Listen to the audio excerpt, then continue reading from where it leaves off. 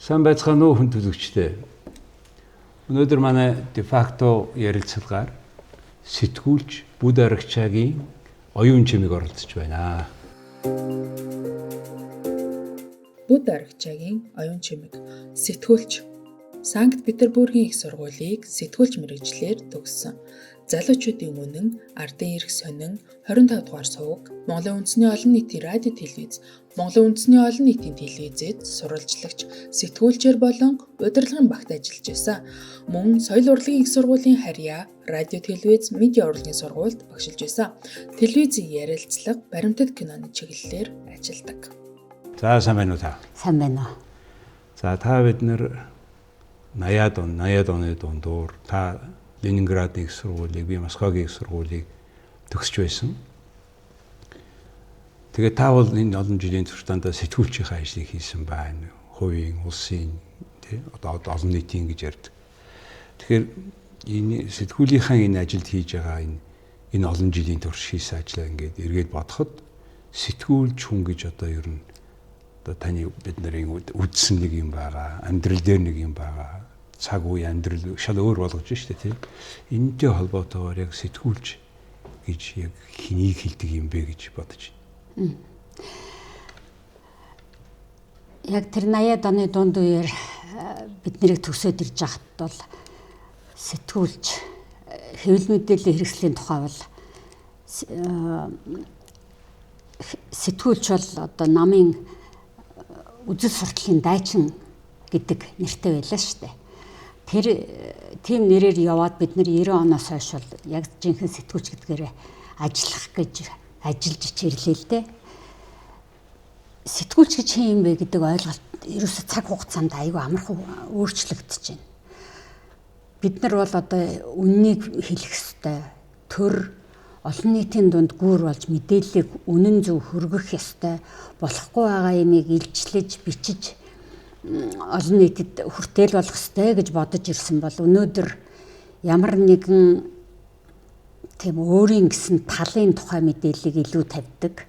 Тэгээ сүүлдээ 90 сурвалжлах гэдэг рүүгээ ороод ирэхээр сэтгүүлч өнөөдөр мөрдөх ч юм уу эсвэл хүний эрхийн тэмцэгч ч юм уу гэд яг сэтгүүлчийн өөрийнх нь тэр мөн чанар жоохон алдагдаад байна уу гэж боддог. Тэгвэл сэтгүүл сурвалжлагч гэдэг бол өнөөдөр манай нийгэмд үүргээ гүйцэтгэсээр л байна. Харин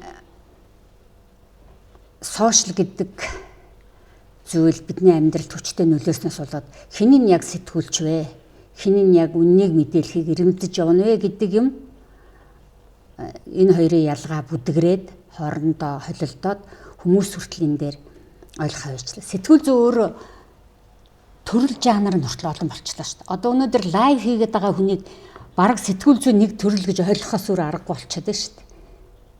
Тэгэхээр их олон юмн дээр өөрөөр бодож харахгүй бол сэтгүүлчийн мөн чанар, сурвалжлагчийн үйл ажиллагааны чиглэл маш их өөрчлөгдөж байна да. Тийм байлаа ч гэсэн за жишээ хоёул эхлээд сэтгүүлч, сурвалжлагч хоёрын ялгаа хэлж өгөөч. Сэтгүүлч, сурвалжлагч хоёр баг уг нь ялгаагүй. Тэгэхдээ бид нар сургууль төгсөж ирэнгүүтээ сэтгүүлчийн мэргэжилтэй гэдэг боловч сурвалжлагч гэдэг бол хамгийн гоё сэтгүүл зүйн салбар дотор хамгийн гоё мэргэжил. Одоо албан тушаал гэж би боддог байхгүй юу? Чи хаанч очиж юуны ч тухай бичих эрхэн чамд байна. Чи тэрийг сурвалжилж, ирж хайж, хүмүүстэй нуудаж явдаг.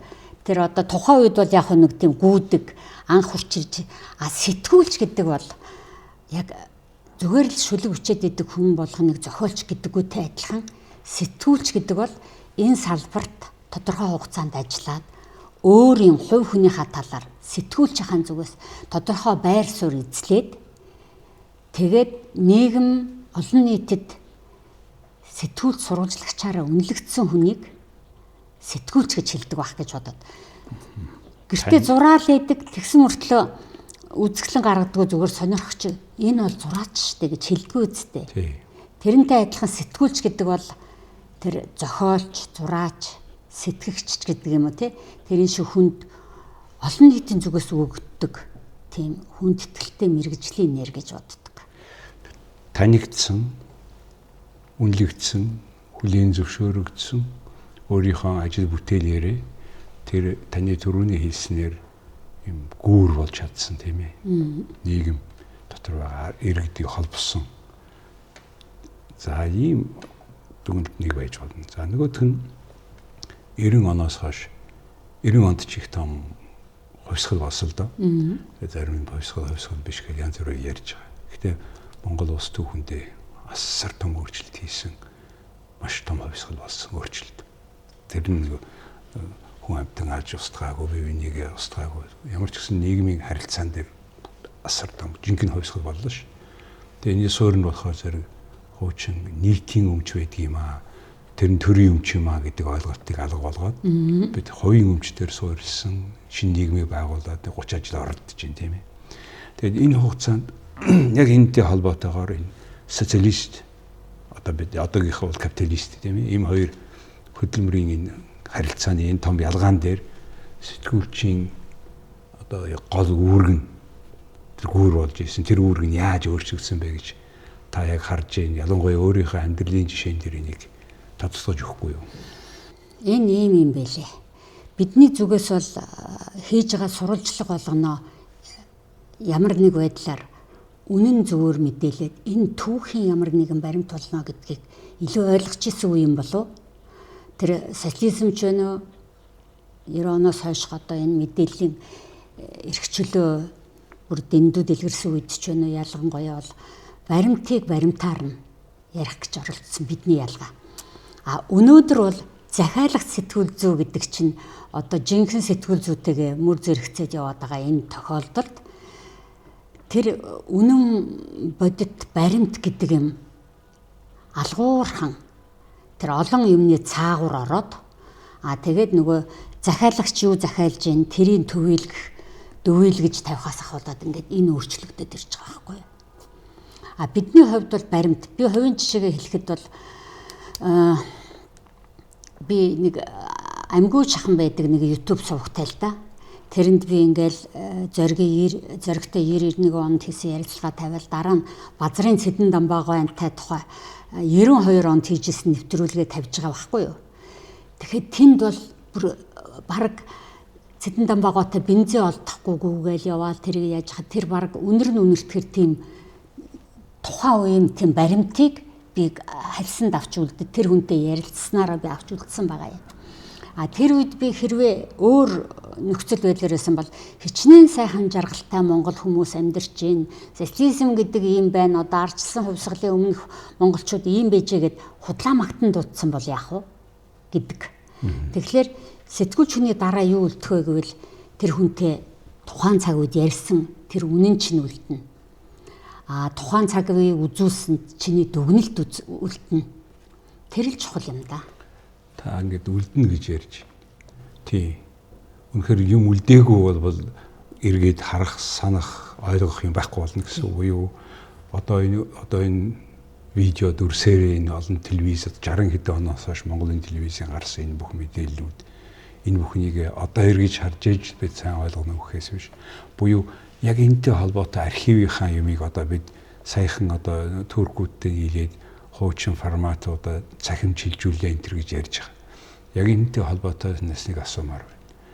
Би одоо жишээл таны цаг үеийн үзэл бодол янз бүрийн нэртэй хэд хэд нэвтрүүлэг байсан, face to face гэдэг. Тэгээ энэ бүхэнд одоо эргээд 20 оноос хойш гэтэл би бол нэлээд олон оролцсон. Тэгээ энэ бүхний чи эргээд харсан тийм түүх архивын юм чи одоо байна уу?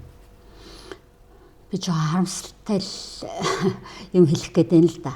Тийм ээ. Үндэсний олон нийтийн телевиз, радио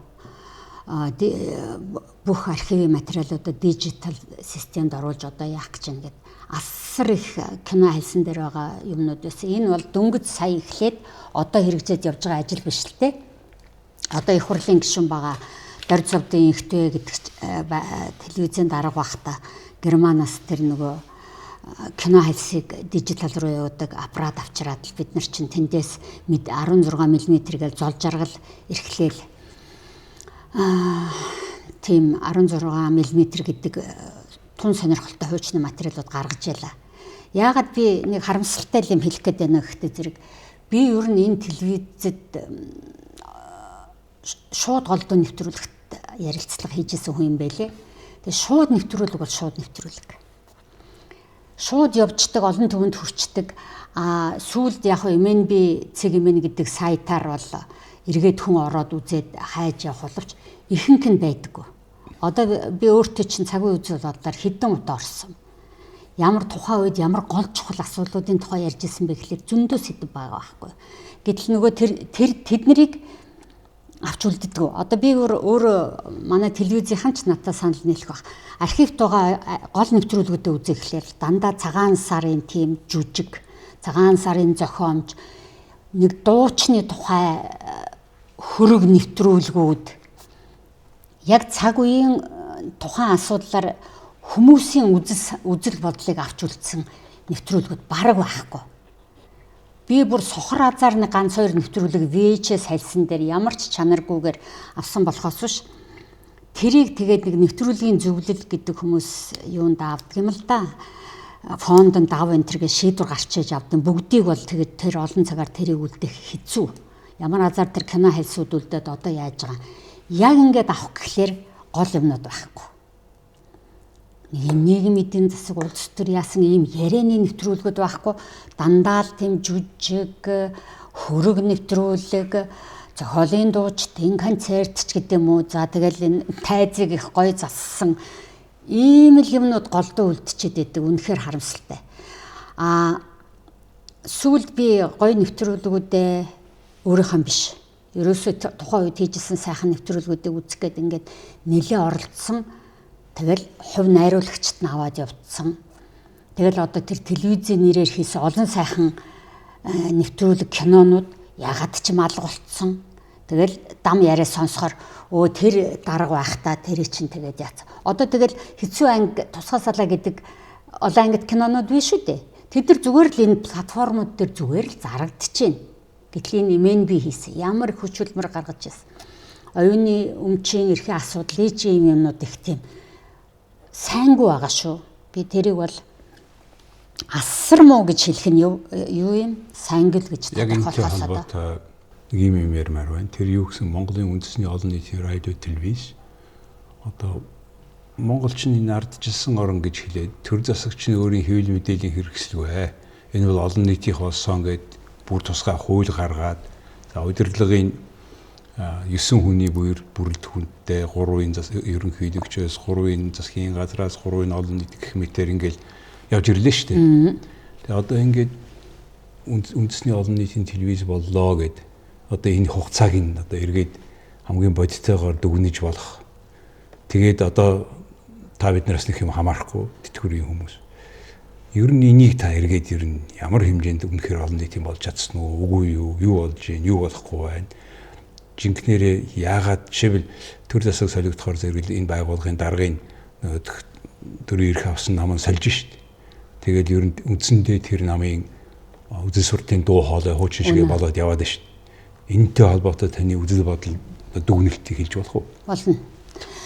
Би бол яг одоо өнөөдөр 2026 он гэж байгаа бол 2005 онд үндэсний олон нийтийн радио телевизийн тухай хууль батлагдаад тэгэл одоо ерөнхий захирал энтрээ үндэсний зөвлөл нь одоо сонгодог улсын хурлаар үндэсний зөвлөлийн гишүүд батлагддаг юм л боллоо шүү дээ тэд. Энэ үйл явц энэ хуулийг өөрчлөхгүй эргэж харахгүй байгаагаас болоод тун явцгүй байгаа гэж бодож байна. Яг улс орны хувьд олон нийтийн радио телевизтэй байна гэдэг бол маш том зүйл. Ягаад гэвэл өнөөдөр 200 шахам улс орн байна гэж бодоход бол ер нь 50-аад нь л олон нийтийн радио телевизтэй гэдэг юм байна л да. Одоо хамгийн шилдэг жишээ NHK, BBC, KBS гэдэг ингээд одоо тодорхой Орос хүртэл одоо олон нийтийн телевиз нэртэй ОРТ гэдэг юм байгаа боловч тэрийг байгуулж чадаагүй улс шүү дээ. За өнөөдөр ерөөсөө олон нийтийн телевизтэй улсуудын тоонд ороод бид нар ABU гэдэг Аз намхан лам бүсийн нутгад өргөн нийтийн холбоонд нэгдээд ингээд NHK энтертэй хамтан ажиллагаа хөгжүүлээд ингээд явж байгаа юм шиг боловч бид нар бол ерөөсөө тэр таны төрөө хэлдэг эрх барьж байгаа намын дуу хоолой болж байгаа нь хэвээр үнэн. Үндэсний зөвлөлийн гишүүдийг сонгож байгаа юмыг хар. Намаас тэр засгийн газраас тэр ерөнхийлөгчийн тамгын газраас гэдэг ингээд хүмүүсийг хар. Ерөөсөө улсын хурал дотор хэн сайн танил талтай, гишүүдээ хэн сайн таньж гин. Тэр хүмүүс орчдөг. Одоо өнөөдөр бүтцийн л харалтаа. Ерөөсөө л нэг телевизэд байсан дарга нар, телевизэд байсан хүмүүс эргэж тэндээс гарсныхаа дараа эргэж ордог нэг юм болцсон. Тэгэл ямар хүн ерөнхийлөгч ийжсэн тэрний хүмүүс ингээд орцсон. Тэг яг яах гэж байгаа юм гэхэлэр редакцийн бүрийн эрхт халдахгүй гэдэг яриатай мөртлөөсөө тэнд тэр үндэсний зүйл бол ерөнхий захирлын цалин, санхүү бүх юмыг баталж штэ. Тэгээ одоо хин ч гэсэн харж байгаа штэ. Яаж үндэсний олон нийтийн радио телевизийн за би радиог бол би тэгэж хэлэхгүй. Радио бол ямар ч байсан энэ олон жилийн юм эрхвч хадгалаад явж байгаа болов уу гэж би найж байна. Үргэлж сонсоод байхгүй. А телевизийн хувьд бол одоо бүр дэндүү дуу хоолой бол ерөөсөө ийм л байсан. Тэгвэл бүр тэсэд төвчгээ аргагүй хэцүү гэж байгаагүй. Би одоо маш олон жил шууд ярилцлага энэ төрийн томчууд улс төрчтэй ярьлаа штэ. Тэгэл оюуны агч та зочноо олдсон уу? Болоогүй. Олон доо. За тэгвэл би та тэр даргатай ярьж. Ийм байна. Байлгүй яах вэ? Засгийн газрын нэг том шийдвэр гарлаа гэхэд тэр тухай ярихаас өөр арга байхгүй. Шууд явж байгаагийн учир тэрэнд л байд. Ингээд энэ одоо бол үнэхэр хитэрсэн. Ягаад ерөөсөө хүмүүс телевиз үзэхэ болчихсон гэж яриад худлаа. Зүгээр сонирхолгүй тийм ямар нэгэн үжил суртлын гэх нь юу үйл ажиллагааныг энэ сурталжилдаг дуу хоолой олцохоор л үзэхэ болчиход байгаа байхгүй юу? Телевиз, сошиал медиа хоёр параллельно явж байгаа тийм. Энэ хоёр ч хоёулаа merge хийж байгаа зэрэгцэж жишээ бил үндэсний телевиз дээр одоо онлайн зарим нь үзэж болж байна, буцаж үзэж болж байна гэх мэтэр тий. Тэгээ энэ агуулгууд дээр нь одоо олон нийтийг ингээд үнэхээр анхаарлын татгаар тэгж хийх ёстой юм уу? Эсвэл бол засгийн газрын тэр үзэл бодлыг тэр чигээр нь илэрхийлэх ёстой юм уу? Ямар маяг аль урсгалаар нь явах ёстой юм? Ерөөсөө олон нийтийн радио телевизийн анх олон нийтийн радио телевизийн тухай хууль батлагдаад одоо дэлхийн улс орнуудын олон нийтийн телевизүүдийн жишгийг харахаар тэр мэдээлэл бол байна. Засгийн газраас гарч байгаа онцгой шийдвэрүүдийн тухай мэдээлэл энэ тэгтээ хүүтэн мэдээ.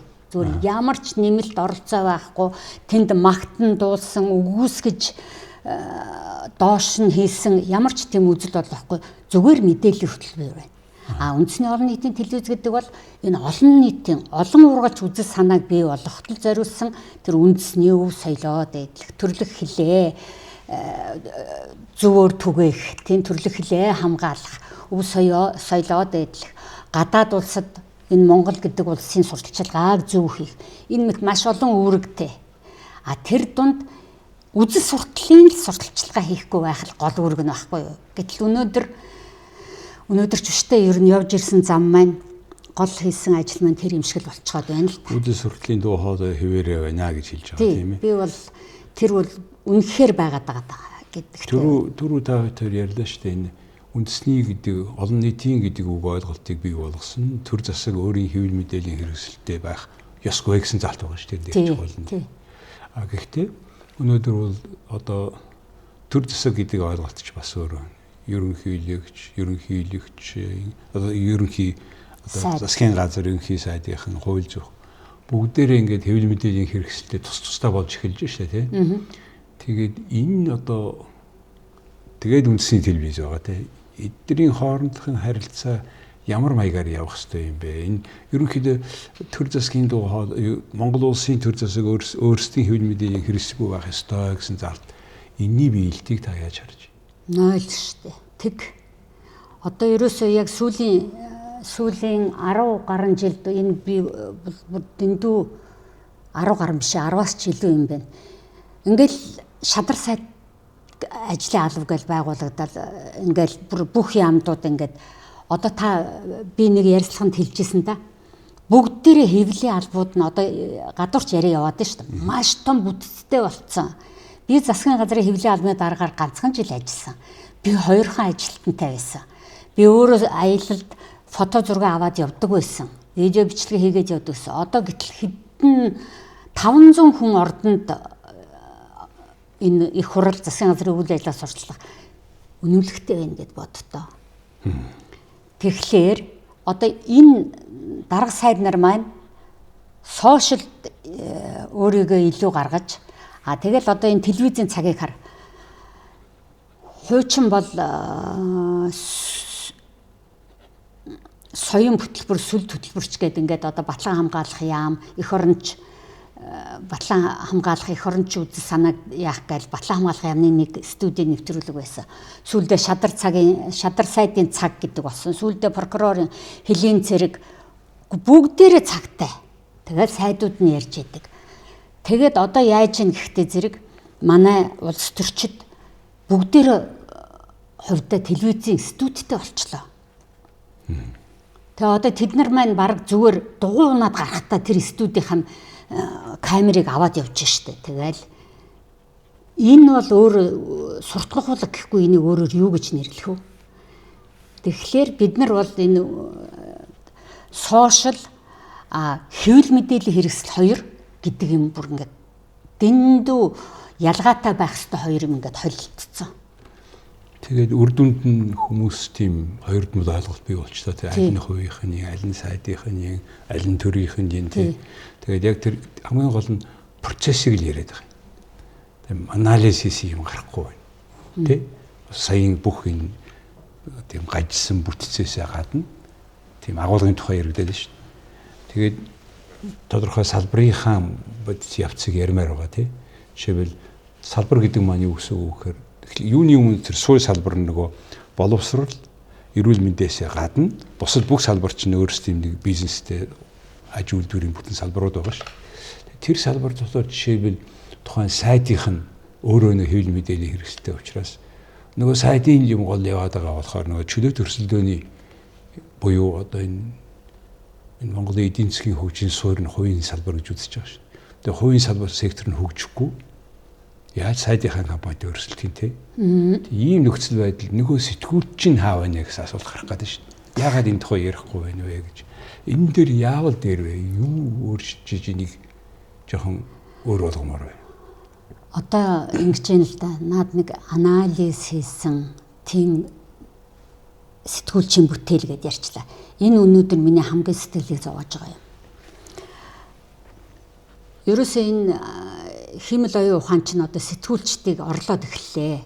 300 хуудас том материалаас 35 хуудас анализ голын авсан юмыг юу AI хийх үү хийн. Тэрийг ажилдаа ашиглаж болох болно. Гэтэл магадгүй тийм учир шалтгаанаар зарим нэг редакц одоо дэлхийд даяараа хүмүүсээ халаад эхэлж шít. Гэтэл энэний ард юу үлдэж байгааг вэ? Үйл явдалд анализ хийсэн сэтгүүлчийн дүгнэлт хэрэгтэй байгаа байхгүй юу? Тэр ерөөсөө манайд ерөөсөө маш бага байна. Одоо 7 хоногийн тайм гэд манай MNB-ийн нэвтрүүлэг өгдөө шүү дээ. 7 хоногт болсон үйл явдлын тайм болохоос биш 7 хоногийн үйл явдал таймчийн хөтөлбөр гэдэг юм л да. Таймчийн юм тэнд байхгүй байгаад л өнөөдрийн гол учир шалтгаан энэ байгаа юм. Сэтгүүлчид өнөөдөр үйл явдалд дүгнэлт өгөөд тайлбар хийгээд яагаад ийм болчих гэдэг уг сурвалжийг олохын оронд эсвэл буруутгал. Ерөөсөө л эннээс болсон байна. Тэгэл нэг буруутанг олж аваад тэрнийхээ араас илдэж өгöd байгаа байхгүй юу. За өнөөдөр тэр их хурлын танхим сууж байгаа тэр олон 100 сэтгүүлчд юу хийж байна? Хаалганых нь ард зогсож байгаа л та тэр талаар юу бодож байна? Та тэгээд яасан? Тэр ордонд болж байгаа мэдээлэл юу явж байсан? Та тэрний бүлэгэл танай фракцд гэсэн юм уу? Тийм л мэрэг. Гэтэл тэр гишүүд чинь хаалганаасаа гарч ирж бидний амьдралын чанарт нөлөө үзүүлэх ямар хууль батлах гэж байна? Яагаад энэ дэр зөрөлдөөд байна? Энэ хуулийг санаачилсан миний учир ийм гэдэг ийм юмыг яриулахын оронд шал өөр юм яриулаа, шал өөрөөр яагаад таныг юусоо хэлгүй гишүүн гэж хэлээ. Та яагаад дуурдгүй юм? Гэт ингээд сэтгүүлч их хурлын гишүүнийг ээрэд байгаа байхгүй. Тэгэхээр нөгөөх нь ингээд санаа алдаал яваад байгаа байхгүй. Үгүй яг тийм асуултанд үгүй би хэлдэг штеп гэх юм уу? Ийм л эмгэнэлтэд дүр төрх гараад байгаа. Тийм учраас одоо бол бидний хамгийн гол юм бол үйл явдал зөв анализ дүгнэлт өгсөн ийм л контентууд маш их хэрэгтэй. Тэхийн тулд наадах чинь юм шүү дээ, тий. Сэтгүүлчийн боловсролын тухай, мэдлэг чадварын тухай тэр шалгуурын тухай хэн тийм болох юм бэ гэдэг энэ дээр одоо ямар нэг тийм систем байна уу? Хэцүү. Би одоо Суисийн харьяа радио телевизийн дээд сургууль гэдэг байсан. Одоо радио телевиз медиа урлагийн сургууль гэдэг болсон л доо. Энд би цагийн багш олон жил хийсэн хөө. Тэгээд сүүлийн жилүүдэд болсон эсэлт авч байгаа сэтгүүлчийн ангид. Тэгэхээр за чи ямар сэтгүүлч болъё гэж боддог гэсэн чи би ичээ хорлоо их чиг сэтгүүлч болмоор байна гэж байгаа байхгүй. Гэхдээ минийх нь ичээ хорлооч чинь сэтгүүлч биш шүү дээ. Тэгэхээр үгүй харин би ийм л телевизээр гардаг юм бол.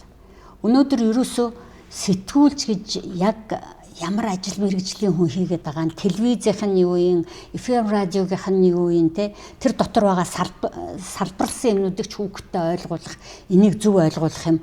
Сэтгүүлч бидний одоо сэтгүүл сургалагч хэвлэл мэдээллийн хэрэгсэл бидний алдаанаас болоод хүн олж харахгүй байгаа хгүй хүүхдүүд. Тэгэхээр телевизийн одоо ямар нэг сэтгүүлчийг бэлддэг сургуулиудын өөрсдийнх нь шалгуур ер нь хичнээн сургууль байгаа ямар шалгуураар ордгийг ямар хүн тэр хүмүүс тийм эрх мэдэлтэйгээр тэр нэр солыг өгдөг. Тэр яг одоо энэ яг нэг л хувьчин одоо дэлхийд дээр нэг аюулгүй маргаа явж байгаа. Сэтгүүлч мэргэжлийг ерөөсөө сургах шаардлага байна уу сэтгүүлч гэж. Одоо миний хамгийн их л дээрсэн сурвалжлагч байж болоод сэтгүүлч гэдэг нь өөрөө олон түмнээс олгдсон нэр байгээ гэдэг нь шүү дээ. Миний бодол бол яг өөрийн чин замаар явах асуудал зөв гэж бодоод байгаа байхгүй юу гэж. Тусгай нэг мэргэжил эзэмшчээ тэрүүгээрээ сэтгүүлч сурвалжлагч тэрүүгээрээ бичдэг ярьдаг болох шиг зөв юм ер нь байхгүй. Дэлхийн нийт ер нь тэрлүүгээ явчлаа шүү дээ. Спортын сэтгүүлч тэгээд спорт огт мэддэггүй хүн спортын сэтгүүлч хийж чадах уу? Дэлхийн хамгийн том мөнгө эргэлддэг хамгийн сонирхолтой сэтгүүл зүй хаана вэ? Спортт байна. Гэмт хэргийн сэтгүүл зүйгээд бас гарчлаа шүү. Тэр гэмт хэргийг тэр хуулийн мэргэжил эзэмсэн хүн бол бүр үгүй ядчил криминалистийн мэргэжил эзэмсэн хүн бол бүр сонирхолтой болгоно да. Гэтэл сэтгүүлч гэдэг мэргэжлийг өгчөөд тэгээ юмны тухай яг хөө ийм үг байдаг л да. Сэтгүүлч гэж хэмбэ гэвэл биш ээ. Сэтгүүлч бүхнийг мэдэх албагүй. Сэтгүүлч мэдж байгаа хүнийг мэдэх ёстой гэж байгаа байхгүй юу? Тэр бол миний амьдралдаа барьж ирсэн. За тэр нэг тийм юмар ярьчих болоо.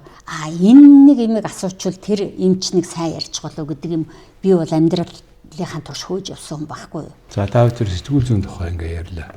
Одоо би анхаарлыг таны хамгийн сүүлийн киноны тухай ярмаар байна. Та бид нар одоо үлдэх зориг гэдэг кино хийдэж шүү. Тэгээд тэр киноны нээлтэнд би очисон тэр corporate conference room гэж ярьдаг тэр дүүрэн хүн байсан. Мянган хүн байсан баг.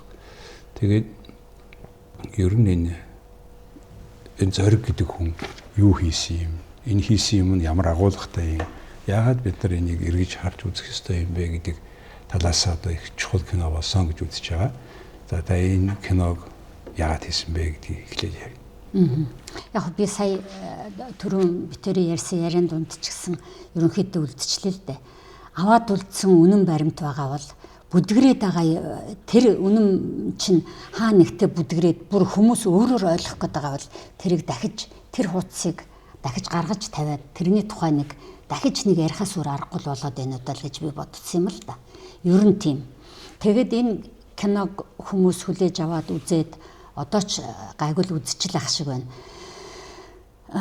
Тэгтээ би нэг юуг ажилласан гэсэн чи яг энэ үлдэх зориг гэдэг пэйж нэгээд бид нар тэгээ баримт киноныхаа жижиг хэсгүүдээс тавиад ингээд яваад исэн чинь зоригийн нас ургаасаа 5-6 сарын өмнө их хурл дээр хэлсэн нэг үгийг бид нар тэр баримт кинонд оруулсан үгийг хэлсэн байхгүй. Энэ их хурлын гишүүд маань заримдаа их хурлын гишүүн болчоор бүх юмыг мэддэг юм шиг болчт юм шиг байна. Бид нар цахилгаан станц дээр очиод зургийг гаргаад та нар буруу нүүрс шатаасан байна. Энэ зургийг бурууг агнсан байна гэх юм бол юу болох юм гэдэг тэр нэг минут өрөхгүй яриа байхгүй. 500 600 одоо бараг 700 мянган хүн үзсэн. Хэдэн мянган комент бичиж байгаа байхгүй. Энэ юу гэдэг вэ гэхээр яг үннийг өгүүлсэн. Тэгтээ уурлаж хашгирч бие биенлөөгөө загнаагүй бодит байдлыг үннээр өгүүлсэн зөв үгээр монголчууд сангацсан байна л гэж бодогдож байгаа юм. Бас нөгөө сарууд ухаантай бай гэж. Тий. Тэгээд тэр дотор их олон үгийг хүмүүс үлгэж авч байгаа нь юу гэхээр их хурлын гишүүд гэдэг чинь бид нар өөрсдөө их хурлын танхимд байж захта бид нар бие биенийг хүндэтгэх нийгмийн ёс суртахууныг бий болгоход бас их том нөлөө үзүүлдэг гэдгийг ойлгох хэрэгтэй гэдэг үг байхгүй юу. Гэтэл өнөөдөр нэг элдвэр хэлээд уралцаад зодтолтох нь холгүй байгаад байгаа хүмүүс яаж итгэлцлийг бий болгох вэ? Яаж бие биендээ итгэх үү, хайрлах уу гэдгийг зориг тэр үеэс л ярьж исэн. Тэгээ энэ бүх юмыг дахиад яхаар өнөөдрийн байдалтайгаа зэрэгсүүлж дүгнэх.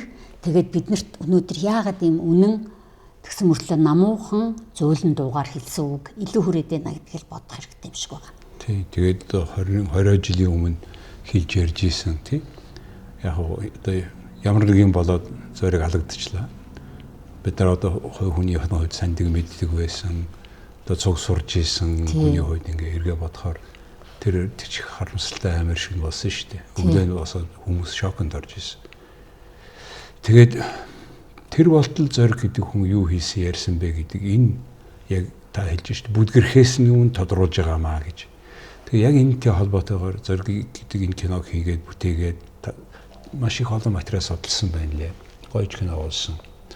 Тэгээд одоо ингээд эргээ бодоход зориг ба Монголын өнөөгийн улс төрчид гэдэг утгаараа та яамаар юм бэ? Юу хэлмээр юм бэ гэж боддог тийм юу байна? Яг таны хэлсэн шиг зориг ба өнөөгийн улс төрчид зориг ба юу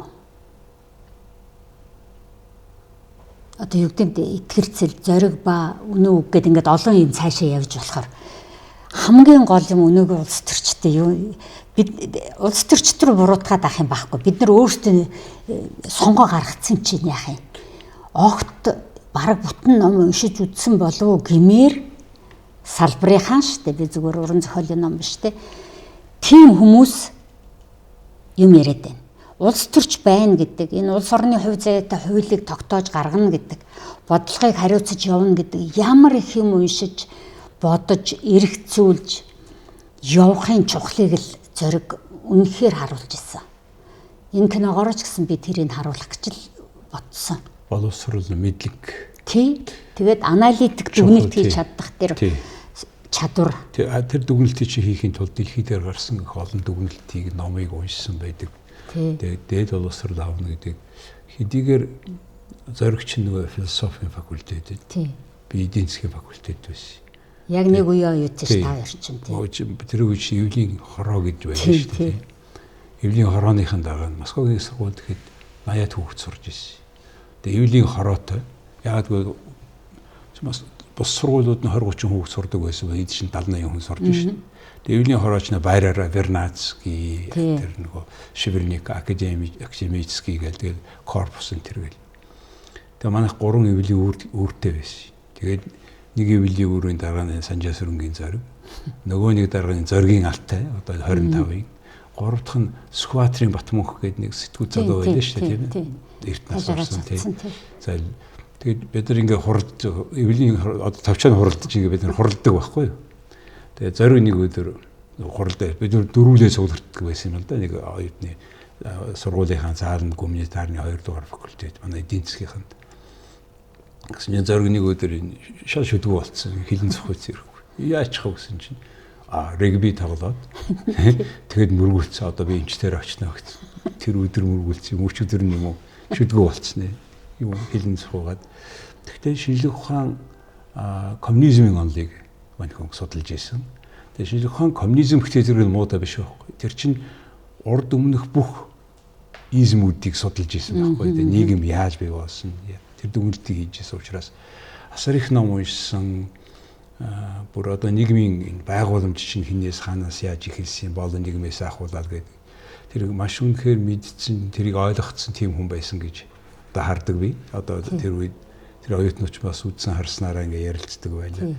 Тэгэд тийм ойлголт авахын тулд тийм тодорхой нэг 200-300 ном уншсан хүн наад зах нь байх хэрэгтэй байхгүй шийдвэрээ гаргаж түрүүний ярьсан дүгнэлт хийхин тулд тэгэхээр энд ийм хэмжээний боловсролыг авсан уугүй юу гэдэг бас ямар нэг хэмжээгээр багч гисэн ийм шалгуур тавихгүй бол ердөөсөө тийм бага ном уншсан боловсрол авсан тодорхой биш ийм хүмүүс бидний өмнөөс шийдвэр гаргаад тэгээд тэднэртээ өөрийнхөө шийдвэрт яг үнэн гэдэгт хатуу итгэлтэй байгаа ийм нөхцөлд одоо Харин тийм. сэтгүүл зүй гэдэг чинь нэг яриулах, хилэлцүүлэх хэрэгтэй биш үү? Тий. Одоо би ингэж боддоо шүү дээ. Би аягүй олон хүнтэй ярилцчихсэн. Тэгээд миний тэр ярилцлагаас үгүй тэр чин бас их сүрхий хүн юм байна шүү гэж олон хүнтэй гэж ярьжсэн. Зарим нь за тэр чинь шалахгүй юм байна да гэж дүгнжсэн. Би үзэгчтэйгээ холбоотой байсан хүний нэг би л дээ. Хүмүүс ярихаар нь яриа л байдаг. Тэр нэвтрүүлгийг чи үзлээ инглээ. Тэгэхээр маш зөв юм ярьж байгаа хүн байх шүү гэдэг улс төрчдийг илүү илрүүлэх нь тэр хүний мууг үзэх гэж байна. Илрүүлэх нь л сэтгүүлчтэй үү. Яг наадах ч одоо жишээлбэл бидний одоо энэ ярьж байгаа шиг ийм ярилцлагын форматын гол агуулга нь юу вэ гэхээр энэ хүн хэн бэ? Яг үнэ. Тэгээ ямар үнд зүйлтэй юм бэ? Тэрийнхээ төлөө яаж зах ёстой вэ гэдгийг ингэж гаргана өгөхөөс биш нөгөө хүнийг ямар хувцастай гингүйж очиод харуулснаа хоо ингэсэн байна гэх нэг юм бол тэ сэтгүүл зүй юм да. За энэ яриа мэдээж төгсөлгүй яриа. Тэгээ би таныг хэрэгээр үлдэх зориг киноны дараа урьсан манай нэвтрүүлэгт ирж орж байгаа талархаж байна нэг талаас. Нөгөө талаас ингээд таныг оюун чимээ гэдэг хүний хувьд энэ Монголын сэтгүүл зүйд одоо ингээд 40-50 жилийн амьдралаа зориулсан тууштай яваад одоо хүртэл ингээд дуу хоолойгоо бид хэлээ явж байгаа гэдэг талархаж явдаг. Тэгээ энэ үзэл бодлыг илэрхийлэх одоо гаргасан байх ёстой гэдэг бол одоо миний өнөөдрийн нэвтрүүлгийн зорилго байлаа. Тэгээд манай нэвтрүүлэгт орсон талархаж байна. За урьсанд баярлалаа. Баярлалаа. За хүнд үзэгчтэй өнөөдөр манай дефакто нэвтрүүлгээр ярилцлагаар бид Монголын сэтгүүл зүйн нэгэн томоохон тоглогчийн нэг одоо сүүлийн 50 жилийг ингээд үзэх юм бол энэ 50 жил бол манай шилжилтийн асар том өөрчлөлт явагдчихлаа. Нийгмийн, соёлын, сэтгэлгээний. Тэгээ энийг бас нэг эргээд харах цаг болцсон байхгүй одоо. Хэн юу хийсэн, юу болсон, юу болоогүй. Яагадгүй цаашдаа бид нар багаалдах хэрэгтэй байхгүй. Тэрийг нийлж ийж, ярилцж ийж хэлэлцэх хэрэгтэй. Тийм учраас энэ механизмыг чинь хардчил гэдэг чинь энэ байхгүй. Хамтрах, оролцох. Тэгээ энэ чиглэлээр өнөөдөр ингээд Бүд Аргачаагийн оюун чимэгтэй ярьсандаа баяртай байна. Та бүхэнд бас мэдлэгт нэмэр болсон гэж найдаж байна. Баярлалаа.